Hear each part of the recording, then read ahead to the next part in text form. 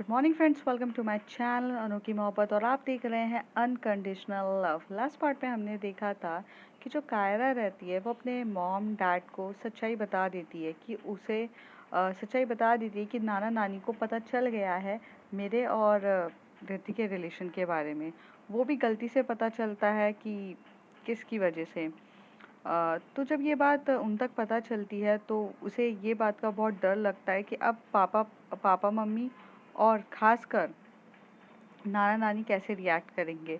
तो वो बहुत वल्नरेबल सिचुएशन में हो जाती है, और जब वो वल्नरेबल सिचुएशन में हो जाती है तो वो आ जाती है रिद्धि के पास, और रिद्धि को बहुत टाइटली हग करती है। और टाइटली हग करते हुए अ, तो वल्नरेबल सिचुएशन में रहती है कायरा। कायरा रिद्धि के साथ काफ़ी अच्छे से इंटीमेट हो जाती है, और ये लोग अपने कुछ प्राइवेट मोमेंट्स बताते हैं। दूसरी तरफ जो जिया और रश्मि रहते हैं, वो लोग भी एक दूसरे के साथ बहुत ज़्यादा प्यार भरा टाइम बिताते हैं। और जैसे उन लोगों को तो ये ब्रेक की काफ़ी ज़्यादा ज़रूरत थी। जिया की मॉम जब से घर पर आई थी, तो जिया को अपनी वाइफ़ी के साथ अच्छे-अच्छे मोमेंट्स बिताने को मिल नहीं रहे थे, जिसकी वजह से जब उसे ये मौका मिलता है तो आखिर वो कैसे छोड़ सकती है। अब उसके आगे यहाँ पर सब लोग अपने एक दूसरे के साथ बहुत प्यार से अगर अपना वक्त बिता रहे थे, तो दूसरी तरफ काफ़ी ज़्यादा टेंशन का माहौल था।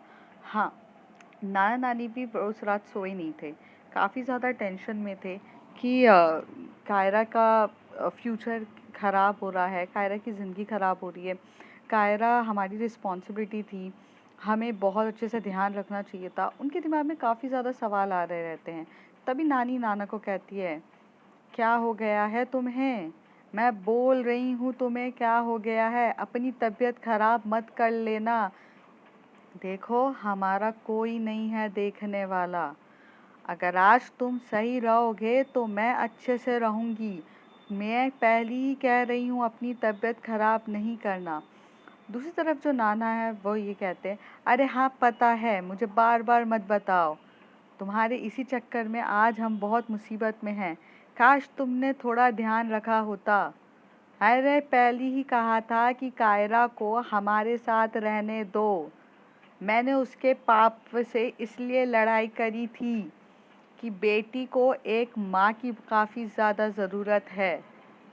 वो हमारे साथ रहती, आज हम अच्छी परवरिश देते, कोई ऐसा बात आती ही नहीं। पर आपने नहीं सुनी मेरी, आपने अंजना को दे दिया। आज अंजना ने क्या किया है? तभी दादी कहती है, नानी कहती है कि कुछ नहीं किया है अंजना ने बहुत अच्छे से ख्याल रखा है बच्ची का।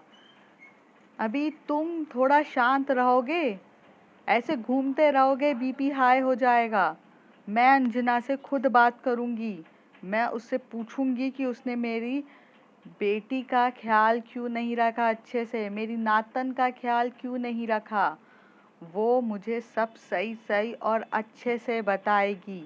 तुम अभी चुपचाप खाना खाओ और सो जाओ। मुझे टेंशन नहीं चाहिए। तुम्हारी तबीयत खराब हो गई तो फिर मेरा क्या होगा? इस बुढ़ापे में हम मुझे कोई नहीं हैंडल कर सकता। हमारी एक लौती बेटी थी, वो भी चली गई है। अब मेरे को देखने वाला कोई नहीं है। अगर मुझे कुछ हुआ तो, अगर आपको कुछ हुआ तो आपको कोई नहीं देखेगा, अगर मुझे कुछ हुआ तो कोई नहीं देखेगा किसी को। नानी थोड़ा गुस्से में रहती हैं, इसलिए वो काफ़ी अच्छे से बातों को क्लियरली नहीं बोल पाती, वो कंफ्यूज हो जाती हैं। तो नाना कहते हैं, हाँ हाँ मैं समझ गया हूँ, तुम क्या कह रही हो, जा रहा हूँ। नाना का जो नेचर था वो थोड़ा गुस्से वाला था, और नानी थोड़ी शांत थी। नानी काफ़ी ज़्यादा सिचुएशन को समझती थी, हैंडल करती थी, पर जो नाना थे वो बहुत ज़्यादा पैनिक हो जाते थे, जिसकी वजह से ये था कि अगर फ्यूचर में जाके थोड़ी बहुत तबीयत ख़राब होने के काफ़ी ज़्यादा चांसेस थे। पर वो ये चीज़ ध्यान में रखती हैं कि ऐसा कुछ भी ना हो और तबीयत ख़राब भी ना हो। इसलिए नानी उसे हमेशा से प्यार से बात करती हैं और चीज़ों को काफ़ी अच्छे से रखती हैं। थोड़ी देर हो जाती है, और थोड़ी देर के बाद जो अंजना है, वो बाहर वॉक पर गई थी क्योंकि उनका हेडेक हो रहा था और उनको ऐसा लग रहा था कि थोड़ा वॉक करना काफ़ी ज़्यादा ज़रूरी है। तो वॉक करने के बाद जब वो वापस घर आई, घर आकर बैठी यहाँ पर, तो उसके जो पापा थे वो काफ़ी ज़्यादा टेंस थे, तो वो उनको पूछती है कि क्या हुआ है आपको, आप इतना ज़्यादा टेंशन में क्यों? तो कहते कि हाँ, वो मेरी रिद्धि से बात हुई थी। तो कहते हैं हाँ, क्या बोली रिद्धि? तो उसके कायरा के पापा कहते हैं वो दोनों बच्चे ने थोड़ी-सी गलतियाँ कर दी जिसकी वज़ह से अ, पता चल गया। क्या गलती करी है आप मुझे बताएँगे? अंजना बोलती है। तो उसके पापा उसे सारी सिचुएशन बताते कि क्या-क्या, कैसे-कैसे हो गया। मतलब कायरा ने किस कर दिया रिद्धि को और रिद्धि ने भी किस बैक कर दिया, सिचुएशन थोड़ी अलग हो गई। ये सब चीज़ें होती रहती हैं। तो जो अंजना रहती हैं, वो अपनी सीट पे बैठ जाती हैं और बोलती हैं, बाप रे! मुझे तो कायरा का पहले से ही पता था कि कायरा बच्ची है, वो कभी नहीं देखती। हॉल पे भी खड़े होके किस करना स्टार्ट कर देती है, कहीं पे पार्क में जाती है, कहीं पे भी किस कर लेती है। उसे कोई लेना देना नहीं है कि आस पड़ोस में कोई हो या ना हो। मैं उसकी ये पचकानी हरकतों से परेशान हो चुकी हूँ। माना कि हाँ भाई तुम प्यार करते हो, बट सिचुएशन देखकर तो करना चाहिए। सिचुएशन देखी नहीं, आजू-बाजू कौन है, क्या है, कुछ लेना-देना नहीं है। मैडम को किस करनी है तो करनी है, कहीं पर भी स्टार्ट हो जाती हैं। और इस बार तो गुस्सा कायरा से तो छोड़ो, रिद्धि से है। रिद्धि काफ़ी समझदार है, रिद्धि अच्छी है, तो यार उसे समझना चाहिए था। उसे हर बार कायरा को रोकना चाहिए। लेकिन कायरा की हर ख्वाहिश को पूरा करना या हर उसकी पचकानी हरकतों को पूरा करना रिद्धि की आदत हो गई है। जिसकी वजह से ये सारी प्रॉब्लम होती है। अगर रिद्धि थोड़ा-सा भी स्ट्रिक्ट रहेगी ना, तो काफ़ी अच्छे से चीज़ें हो सकती है। अंजना काफ़ी ज़्यादा गुस्सा कर रही रहती हैं, चाहे वो रिद्धि हो या कायरा हो, उनके दोनों को गुस्सा आ रहा रहता है। तभी उसके जो रिद्धि के पापा रहते हैं, मतलब अंजना के हबी, वो आकर बैठ जाते हैं उसके साइड में, उसे कहते हैं, क्या हो गया है? आप इतना गुस्सा क्यों कर रहे हो? सुनो मेरी बात। देखो जो हो गया, उसे तो चेंज नहीं कर सकते ना, और चेंज करना भी काफ़ी ज़्यादा मुश्किल हो जाएगा। तो कहती है कि हाँ, ये बात तो है। तो अब आप जाकर एक बार बात तो करो ना मम्मी-पापा से। उनसे बात करके पूछो, उनसे उनसे बात करो, उनको जानो और उनको बताओ कि जो आप सोच रहे हो वैसा नहीं है। क्योंकि अभी क्या है, वो उन जनरेशन के इंसान हैं, उन्हें ना ये चीज़ें गलत लग रही है। हालाँकि अगर आप समझ रहे हो ना मैं कहना क्या चाह रही हूँ, कि शादी के बिना अगर कोई भी बंधन में इंसान बनता है, तो वो नाजायज़ ही कहलाता है और वो इल्लीगल इन लोगों की नज़रों में रहता है, चाहे उन लोगों का प्यार कितना भी डीप क्यों ना हो। अ, आपको तो याद है ना कि रीना और मेरे रिलेशन के भी बारे में जब पापा को और मम्मी को पता चला था, उन्होंने काफ़ी ज़्यादा गुस्सा किया था। हाँ, पता है मुझे। आपकी बेटी आप ही पर गई है। हाँ, आप दोनों जब रीना और आप एक-दूसरे से प्यार करते थे, तो बोल रही थी मैं कि जाके घर वालों को अच्छे से बता दो, चीज़ें क्लियर करो, तो नहीं बताया। आप भी उसी तरीके से मिले थे। आप भी तो रीना को काफ़ी अच्छे से किस कर रहे थे और उसी वक़्त पकड़ाए गए थे। अंकल ने पापा ने आपको कितनी ज़ोर से थप्पड़ मारा था, आपको पता भी है ना? दादी ने नानी ने तो कायरा की नानी ने तो आपको मतलब घर से बाहर ही निकाल दिया था। तो उसके पापा अपने सर पे हाथ फेरते हैं अपने बालों पे और थोड़ा-सा स्माइल करते हुए बोलते हैं कि हाँ, वो दिन भी काफ़ी अलग थे। यार था ना यार, वो हो गया यार, उस मोमेंट में समझ में नहीं आया और किस हो गया, पर उसके बाद मैंने मनाया। देखो, रीना मेरी वाइफ़ बनी, मैंने काफ़ी अच्छे से मनाया उन्हें। तो जो अंजना रहती है, वो गुस्से से उनकी तरफ काफ़ी ज़्यादा गुस्से से देख ही रही रहती है। तो वो बोलते हैं, आप मेरी तरफ ऐसे क्यों देख रही हो? तो वो बोलती है, अच्छा, मतलब बहुत प्राउड वाला मोमेंट है ना आपके लिए, आपकी ऐसी हरकतों से। ना आप में कुछ समझ है कि कहाँ पर क्या करना, और ना आपकी बेटी में समझ है। पूरे गुण तो एक जैसे ही गए हैं। क्या बोलूँ मैं, कायरा भी कहीं पर भी शुरू हो जाती है और आज उसका भी रिलेशन ऐसे ही पकड़ाया गया है। आपको समझ में नहीं आ रहा है, उस ज़माने में इतना बवाल उठा था आपका और उसका, इस बार भी उतना ही बवाल उठेगा। बस फ़र्क इतना है क्योंकि वो 2 लड़की के चक्कर में हुआ है और आप तो लड़का-लड़की थे। यहाँ पर तो 2 लड़कियाँ ने एक-दूसरे को किस किया है, कितना मुश्किल वाली बात हो चुकी है, आप नहीं समझ रहे हो। नाना-नानी को समझाने में हालत ख़राब हो जाएगी आपकी। और भूलो मत जितना हमारा कायरा पे हक है, उससे कहीं ज़्यादा उनका हक है। जानता हूँ मैं, काफ़ी अच्छे से जानता हूँ। आप मुझे बार-बार क्या बता रहे हो? पर मैं आपको बताने आया हूँ कुछ। आप जाकर बात करो मम्मी-पापा से और क्लियर करो ये सारी चीज़ें। और अंजना, कम से कम इतना क्लियर कर देना कि कायरा उनसे जाके बात कर सके। वो यहाँ पर सिर्फ़ और सिर्फ़ उन्हीं के लिए गई है ना, तो उनसे बात करने का तो मौका मिले। ऐसी जब ये बात कहती है तो अंजना को भी लगता है कि हाँ, कायरा दिल्ली में इतने दूर सिर्फ़ और सिर्फ़ नाना-नानी के लिए गई है और अगर अभी उन लोगों को हैंडल नहीं किया तो काफ़ी ज़्यादा प्रॉब्लम हो जाएगी। तो जो यहाँ पर हमारी अंजना रहती है वो जाती हैं, नाना-नानी को कॉल करती हैं। रात का ही समय चल रहा रहता है और रात के करीब बहुत ज़्यादा डीप नाइट हो चुकी रहती है, 11:30 बजे हो चुके रहते हैं। तो पहले तो अंजना काफ़ी ज़्यादा देर तक ये सोचती है कि कॉल करूँ कि नहीं, क्योंकि बूढ़े-बुज़ुर्ग हैं, तो वो इतनी जल्दी सो भी जाएँगे, तो उसको उसको ऐसा लगता है कि मॉर्निंग में उठ के ना मैं बात कर लूँगी। पर फिर अंजना को ऐसा लगता है कि अगर मम्मी-पापा के दिमाग में यही सारी बातें गूँज रही है या यही सारी बातें चल रही है, तो हो सकता है कि वो रात भर सोए भी ना हों और अगर वो सोए भी नहीं हैं, तो बहुत मुश्किल होने वाली है ये सारी सिचुएशन। सो इससे बेटर है कि यार मैं बात कर लूँ। तो अंजना पहले फ़ोन करती हैं, फिर वो फ़ोन कट कर देती हैं, फिर वो फ़ोन करती हैं, फिर वो फ़ोन कट कर देती हैं। तो जब वो इस बार फ़ोन करती है तो रिंग बेल हो जाती है। तो नाना-नानी के मोबाइल पे वो बेल रिंग होने लगती है। थोड़ी देर बाद वो उनको ऐसा लगता है बहुत ज़्यादा टाइम हो गया, वो कट कर देती हैं। तो जैसे ही नानी देखती हैं, तो नाना भी उठ चुके रहते हैं। तो नाना बोलते, "देखो ज़रा किसका कॉल आया है? कौन इतनी रात को हमें परेशान कर रहा है? हम बेचारे बुड्ढा-बुड्ढी को सोने भी नहीं देते हैं ये लोग।" तो नानी वहाँ से कहती है, "हो गया है तुम्हारा, सो जाओ चुपचाप। मेरे मोबाइल पर कॉल आया है, मैं देखती हूँ।" और ऐसे करके नानी उठती हैं और अपनी जो स्टिक होती है, उस स्टिक को पकड़ के फ़ोन लेकर बाहर की तरफ चली जाती हैं। जब वो बाहर की तरफ जाती हैं, तो उसमें उनको कॉल आता है, तो नानी को काफ़ी मतलब उनका कीपैड मोबाइल रहता है, तो ज़्यादा अच्छे से उनको चलाना तो आता नहीं था, पर थोड़ा बहुत वो जानती थी कि कौन से बटन से रीबैक कॉल लग सकता है, तो वो उसको लगा देती हैं। थोड़ी देर में लगाने के बाद जैसे कॉल रिंग होती है, तो वहाँ से जो अंजना है वो फ़ोन उठाती है एकदम से और कहती है, मम्मा कैसे हो आप?" तो वहाँ से वो बोलती, "कौन बोल रहा है?" तो यहाँ से ये बोलती हैं, "अंजना बोल रही हूँ मम्मा।" तो कहती है, "बेटा अंजना कैसी हो तुम? काफ़ी दिनों के बाद याद आई अपने माँ-बाप की? हाँ, तुमने भी उसी की तरह रहना सीख लिया है क्या? कायरा के पापा की तरह ही रहना सीख लिया है क्या?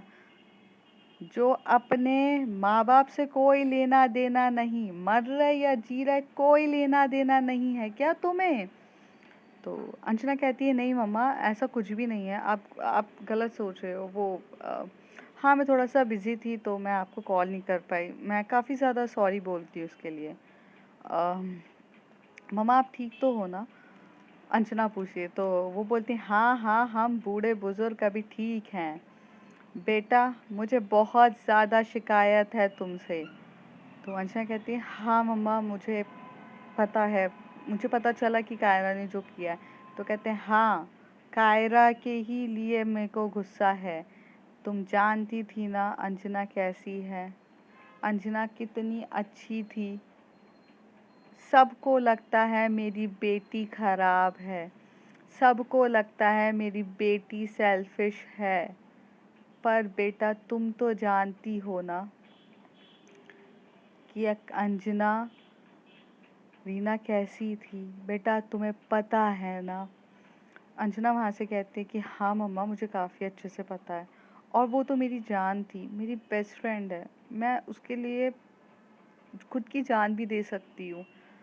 तो कहती है, "हाँ बेटा, जानती हूँ तुम्हारी दोस्त है। जय वीरू वाला रिश्ता था तुम्हारा और अंजना का, तुम्हारा और रीना का। याद है मुझे सब कुछ। तुम्हारी दोस्ती की मिसालें देते थे सब लोग और आज भी तुम्हारी दोस्ती की मिसालें हम भी देते हैं। जिसने अपना सब कुछ त्याग दिया बेटी अपनी दोस्त की बेटी को संभालने के लिए। पर बेटा, ये क्या हो गया है? ऐसे कैसे कायरा निकली है? ये कौन सी बीमारी उसे लगी हुई है? क्या तुमने डॉक्टर को नहीं दिखाया? क्या तुम्हारे पास पैसों की कमी हो गई थी या क्या हो गया था? तुम्हारे माँ बाप यहाँ बैठे हैं, अभी कायरा के नाना नानी जिंदा हैं, वो लोग काफ़ी अच्छे से संभाल सकते हैं अपनी नातन को। तो क्या कमी रह गई थी जो ये हुआ? जैसे ही अंजना ये सारी बातें सुनती है कि पैसों की कमी, डॉक्टर का, तो वो बोलती कि नानी, वो कहती है मम्मा मेरी बात सुनिए आप। तो वो कहती कि हाँ बेटा बोलो, क्या बोल रहे हो? मम्मा ये कोई बीमारी नहीं है और आप जैसा सोच रहे हो वैसा नहीं है। मम्मा, कैसे मैं आपको समझाऊं, लेकिन कायरा काफ़ी ज़्यादा इंटेलिजेंट है, कायरा बहुत अच्छी है और कायरा हर चीज़ में फिट है, उसे कोई बीमारी नहीं है और ना उसे मेंटली कुछ रोग है। अच्छा अंजना, तुम ऐसे कह रही हो? मैंने उसे उस लड़की के साथ पकड़ा है, तुम्हें पता है ना वो लोग क्या कर रहे थे? अंजना कहती है कि हाँ मम्मा मुझे पता है, मुझे काफ़ी अच्छे से बताया है इन्होंने, पर आपको मैं कैसे समझाऊं मम्मा, पहले के ज़माने में भी ये सब चीज़ें होती थी, बस हालांकि प्रॉब्लम ऐसी थी कि किसी को पता नहीं चलता था। अ, मम्मा, कायरा जो है वो ऐसी इंसान है जो पूरे तरीके से लड़की है, जिसमें कोई कमी नहीं है, पर उसका जो मन है, उसका जो प्यार करने का तरीका है, उसकी जो भावनाएं हैं, जो उसके अंदर की जितनी भी फीलिंग्स है, भावनाएं हैं, वो लड़के के लिए नहीं आती है। उसे जितनी भी भावनाएं, उसे पागलपन, जो तड़प, ये सब एक लड़की के लिए फील होती है। जैसी ये बात नानी सुनती है तो कहती है, हाँ हाँ यही तो बीमारी है, तुमने इसका इलाज नहीं कराया, तुमने बहुत गलत किया है अंजना, तुम नहीं जानती थी, तुम्हें ध्यान रखना था मेरी बेटी का, तुम्हें रिस्पॉन्सिबिलिटी दी गई थी। आह, अंजना को भी समझ में नहीं आता है कि वो कैसे समझाए। तो अंजना कहती है कि नानी, आप नानी हो ना कायरा की? तो वो कहती है हाँ, इस रिश्ते को कोई नहीं बदल सकता है। तो कहती है कि हाँ, नानी कहती है हाँ नहीं बदल सकता। उसी तरीके से जब किसी के अंदर किसी और के लिए फीलिंग्स आ जाती है, किसी और के लिए काफ़ी ज़्यादा डीप रिश्ता हो जाता है, तो वो नहीं बदल सकते हैं। तो उसी तरीके से जो कायरा है वो रिद्धि को प्यार करती है और बहुत ज़्यादा प्यार करती है। मम्मा मैं आपको बताती हूँ, इनका कॉलेज टाइम से चल रहा है, वो उसकी टीचर है और वो बहुत प्यार करती है। पहले मुझे भी इस रिश्ते से काफ़ी ज़्यादा तकलीफ़ हुई थी, पर अब नहीं है, क्योंकि रिद्धि जो है वो काफ़ी ज़्यादा समझदार है, वो बहुत अच्छी लड़की है, अच्छे घर की है और अच्छे परिवार की है, वो काफ़ी अच्छे से संभाल लेगी कायरा को। तभी नानी एकदम से गुस्से में आकर कहती, क्या संभाल लेगी? आप समझ क्यों नहीं रहे हो? लड़का लड़की की शादी होती है, लड़की लड़की की नहीं होती है। देखो अंजना, तुमसे अगर हमारी नातन नहीं संभल रही है तो हम उसे यहाँ ले आएंगे दिल्ली। अब वो यहीं पड़ेगी, यहीं सब कुछ होगा और इस बार कोई कुछ नहीं कर सकता, याद रखना आप लोग। तो समझ जाओ, आप कायरा को गलत इंसान के हाथों थोप रहे हो। अंजना को भी समझ में नहीं आता है कि नानी को समझाना काफ़ी ज़्यादा मुश्किल है। तो वो एक काम करती है, वो कहती है रिश्तों को ज़रा साइड में रखते हैं और पहले तो पहले तो कायरा को किसी भी तरीके से नानी से मिलने के लिए कन्विंस करना पड़ेगा। फिर वो ये सोच रही थी कि वो रिद्धि और कायरा को कहेगी कि उन्हें उनका प्यार फ़ील कराओ, क्योंकि अगर आप ऐसे किसी को भी समझाओगे तो चीज़ें समझ में नहीं आती है। पर फ़ील कराना काफ़ी ज़्यादा ज़रूरी हो जाता है। तो जो अंजना रहती हैं वो नानी को बोलती हैं कि ठीक है मम्मा, आप ये चाहते हो कि कायरा आपके पास रहे, मुझे कोई इशू नहीं है, आप कायरा को रख सकते हो अपने पास, लेकिन कायरा क्या आपके साथ रहना चाहेगी? हम उस पे कोई ज़िम्मेदारी नहीं डाल सकते। वो 18 प्लस हो चुकी है। वो अब अपनी अ, दिमाग अब बालिग हो गई है, वो अपने दिमाग से सारे डिसीजन लेगी। और अब तो गवर्नमेंट और लॉ ने भी उसे वही परमिशन दे दी है कि वो अपने डिसीजन खुद ले सकती है। हम उसे चाहकर भी कंट्रोल नहीं कर सकते हैं। तो अगर वो आपके साथ रहना चाहती है तो हमें कोई इशू नहीं है, पर अगर वो नहीं रहना चाहती है तो आप ज़बरदस्ती नहीं कर सकते हो। तो ये बात सुन के नानी को थोड़ा गुस्सा आ जाता है। कहते ये क्या बात हुई, कौन हो सकता है जो हमारी बेटी को हमसे मिलने के लिए रोकेगा? तो अंजना कहती है कि वो तो खुद कायरा ही रोक सकती है अपने आप को। मेरा तो सिर्फ आपसे यही सजेशन है ना मम्मा, आप थोड़ा सा टाइम दो, कायरा के साथ बिताओ, कायरा के साथ बात करो, कायरा को जानो।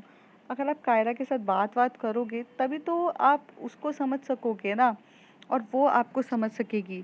अभी अगर उसे अपने साथ दिल्ली पे रखना है तो आपको उन उसको अच्छे से बात करनी चाहिए, उसे अपनी मॉम के बारे में जानना है, आपके साथ एक अच्छी बाउंडिंग होगी, आपको वो जानेगी तभी तो आपके साथ दिल्ली में रहेगी, वरना तो वो नहीं रह सकती ना। तो ये बात सुनकर कहीं न कहीं नानी को सही लगता है और नानी कहती है हाँ ठीक है, ये बात है कि मेरी बेटी मेरे साथ रहेगी आगे जाकर, इसके लिए मैं आज उससे अच्छे से बात करूँगी और उसे सब कुछ रीना के बारे में बताऊँगी और उसके पिता के बारे में भी बताऊँगी कि वो कैसा इंसान है, जिसने आज मेरी बेटी को कितना दर्द दिया है और दुनिया के लिए अच्छा बनता है, और जो खुद कैसा है, मेरी बेटी को बुरा भला कहते हैं लोग। ये बात जब अंजना सुनती है तो वो कहती है हाँ दानी, आपको जैसा बताना है आप बता देना। मम्मा पर उससे मिलो तो सही। तो कहती है कि ठीक है, उसको बोल देना कि वो कल आ जाए घर पे। तो अ, अकेले आने को कहना, नानी एकदम से कहती है। तो अंजना सोचती है यार अकेले आने को कह दूंगी तो अ, ये तो कन्विंस कर लेंगी नानी, और दूसरी बात ऐसा है कि इन दोनों के रिश्ते के लिए आगे जाके बहुत प्रॉब्लम हो जाएगी। अंजना जो थी वो अपनी बेटी की खुशियाँ और अपनी बेटी की केयर हर चीज़ करती थी। उसके लिए बहुत ज़्यादा इम्पोर्टेंट था कि कायरा की फीलिंग्स और हैप्पीनेस। तो वो एकदम से उसी तरफ उनका दिमाग चलता है। वो कहती है कि नानी, मुझे कोई इशू नहीं है कि कायरा अकेले आएगी, पर कायरा अकेले आना तो चाहेगी नहीं, तो उसकी दोस्त के साथ आओ। और जिस दोस्त ने वो रिद्धि ने गलत किया है, तो आप अगर उसे समझाओगी तब जाके वो उससे दूर होगी। अभी तो वो दोनों एक दूसरे से चिपक गए हैं ना, वो लड़की उसका पीछा ही नहीं छोड़ रही है। तो आप पीछा छुड़वाओ उसका, तब जाकर ही तो होगा। और कायरा के अंदर नफ़रत भरो रिद्धि के लिए, तभी तो वो उसको छोड़ पाएगी। अ, फिर ही तो आप डॉक्टर को दिखा पाओगे, तभी ये ट्रीटमेंट होगा। तो नानी कहती है हाँ ये बात सही कही है तुमने, ठीक है उस लड़की को भी बोल देना कि आ जाए। ये बोल के जो दादी है फ़ोन काट देती है। यहाँ पर जो अंजना रहती है वो बहुत ठंडी सांस लेती है और कहती है oh my God what I did it, मैंने ये सारी चीज़ें बकवास कर दी कि डॉक्टर के पास दिखा दो, रिद्धि के लिए नफ़रत पैदा करो, बाप रे क्या टिपिकल सीरियल की तरह मैंने बकवास करके आ गई हूँ। शिट शिट शिट, मैंने अपने खुद के बच्चों के बारे में क्या कह दिया। वो जाती हैं और जाकर फ़ोन उठाती हैं और कायरा को फ़ोन करती हैं। अब कायरा और रिद्धि का तो बहुत रोमांटिक सा रोमांस चल रहा था। दोनों एक दूसरे को डीपली किस करे जा रहे थे और किस करते करते एक दूसरे के ऊपर काफ़ी रोमांटिक वे में थे। उसी बीच में इन लोगों ने फ़ोन को साइलेंट रख दिया था और इसलिए उनको पता भी नहीं चलता है। और जब एकदम से रिद्धि कायरा से दूर होती है क्योंकि उसे थोड़ा-सा थक जाती है, उसे पानी पीना रहता है, तो तभी वो एकदम से देखती है फ़ोन को, तो फ़ोन में कॉल आ रहा रहता है, वो वाइब्रेट होता है, तो वो और कोई नहीं अंजना आंटी का रहता है। तो वो जैसे ही पिकअप करती है रिद्धि और कहती है कि हाँ हाँ आंटी बोलिए। तो कहते हैं बेटा वो एक प्रॉब्लम तो हो गई है। तो कहती है कि हाँ बताइए क्या हुआ है।